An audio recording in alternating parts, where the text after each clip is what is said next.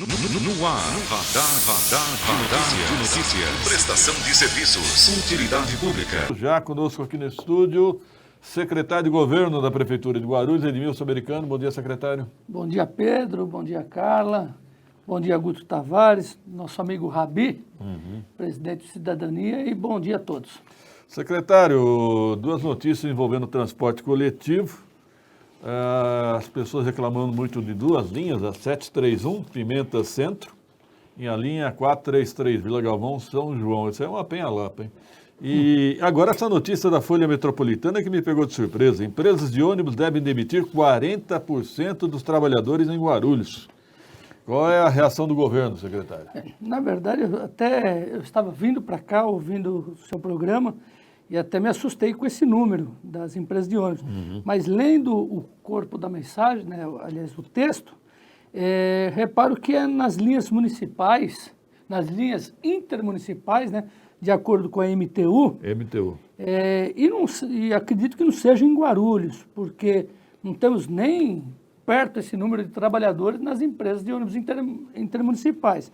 É uma companhia do Rio de Janeiro, a Real Transporte, que está em recuperação judicial, e eu acredito que seja de toda a empresa eles fazendo esse... Então vamos esclarecer. Atinge mais uma empresa que faz uma linha intermunicipal, é isso? Sim, é o que está escrito aqui na reportagem, né, na matéria. Tá certo.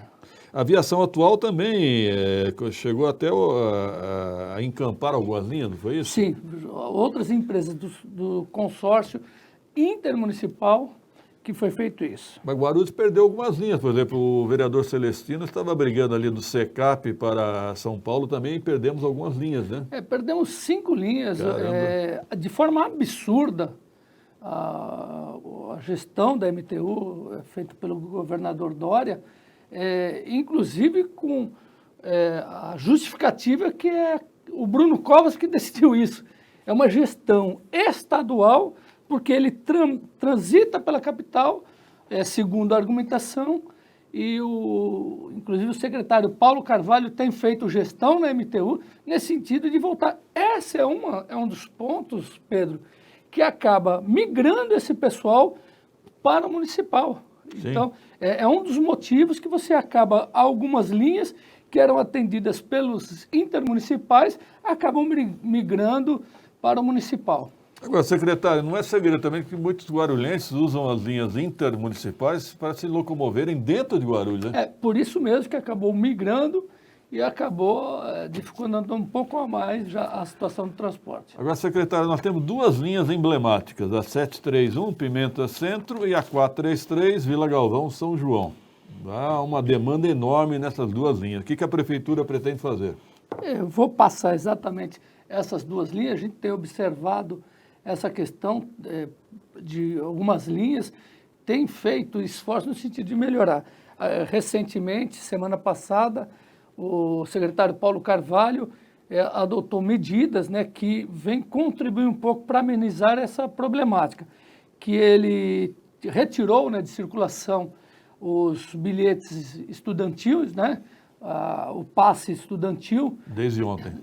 Então, isso deve melhorar, porque e também parte dos idosos, de um horário dos idosos. Então, o estudantil é porque não está tendo aula, então não há necessidade de você acabando dando esse benefício.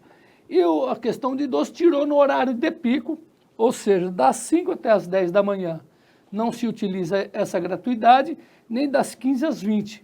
Isso por conta até do maior risco dele de contágio. Então, nesse momento, a gente está preservando o máximo possível o próprio idoso.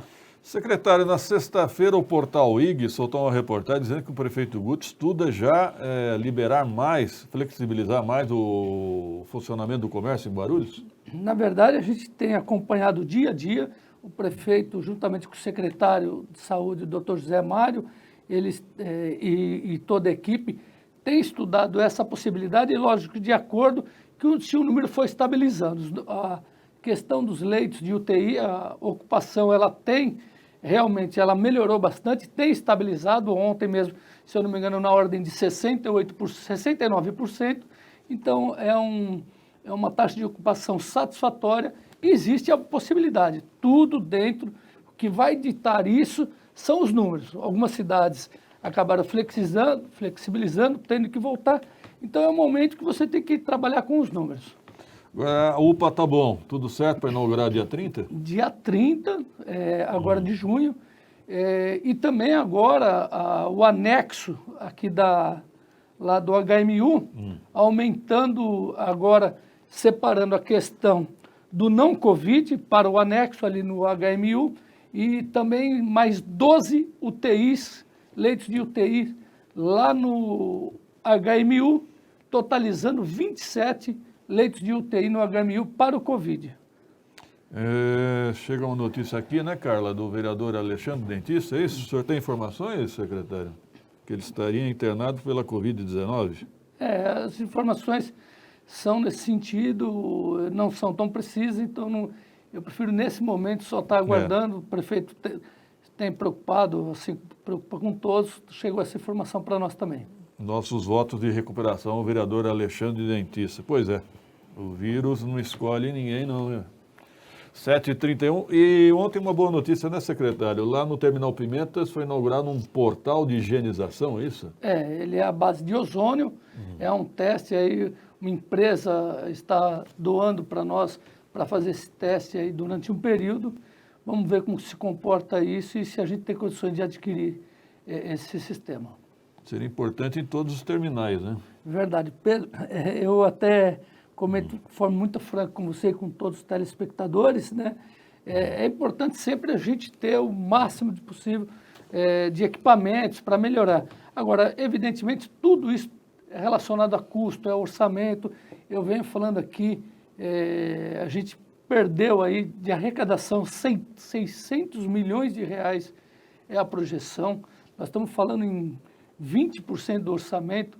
Então, a dificuldade é grande. O empenho e o esforço do prefeito Guti com toda a sua equipe é enorme. A gente tem tido um bom avanço, tem sido elogiado, inclusive, nesse combate ao coronavírus pela grande mídia, tem sido elogiado por outras cidades e pela maioria aqui dos guarulhenses, que o esforço do prefeito é muito grande. Lembrando, né, que com o orçamento, você tem uma diminuição de orçamento e acaba tendo um investimento maior na área de saúde, até um gasto mesmo que não estava previsto quando foi aprovado o orçamento do ano passado, né, que seria para esse ano. Secretário, voltando a falar de transporte, eu estou numa dúvida. Quando começou a pandemia, houve uma redução no número de coletivos. Natural isso. Nós já voltamos totalmente os coletivos ou ainda estamos... Algumas linhas voltamos 100%, outras linhas 70%. Gradativamente a gente está voltando, principalmente tem a questão dos micros agora, que a gente tem que voltar por completo, está tentando encaixar o orçamento para que se faça isso, prefeito. Então eu devo concluir que algumas linhas, mesmo no normal, não são normais, né? Na realidade, ela é comum. Normal ela não é, mas é comum acontecer. Não só aqui na cidade de Guarulhos, Sim. não só na cidade de São Paulo, como no exterior, né? Você sabe, eu tenho uma filha americana, quando posso vou visitá-la. Nos Estados Unidos é comum você, no horário de rush, você ter o ônibus lotado, você ter o metrô lotado. É uma situação que funciona assim. A gente gostaria muito que fosse de outra forma, né? Que fosse só os passageiros sentados, mas você vê agora na capital. O prefeito Bruno Covas, eu estava assistindo outro dia, semana passada, o programa, o Bom Dia São Paulo, e aí ele comentou que se não melhorasse a situação em São Paulo, ele demitiria o secretário. O secretário se antecipou e falou, é impossível acontecer isso. Pediu demissão. E pediu demissão.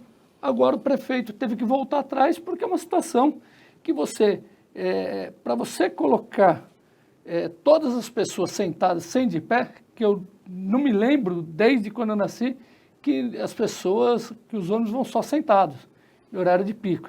Não tem condições. Mesmo porque não tem nem malha viária, Pedro, para você colocar tantos ônibus. Para isso você tem que quadruplicar o número de ônibus. Não é hora de restringir o embarque nos ônibus? Restringir como, Pedro? O número de pessoas, X, 50 pessoas no ônibus no máximo. O problema, Pedro, é uma equação, é um cobertor. Se você restringir, Aí você restringe 50 pessoas, vai ter ônibus para todo mundo depois? Então, precisa aumentar a demanda, né?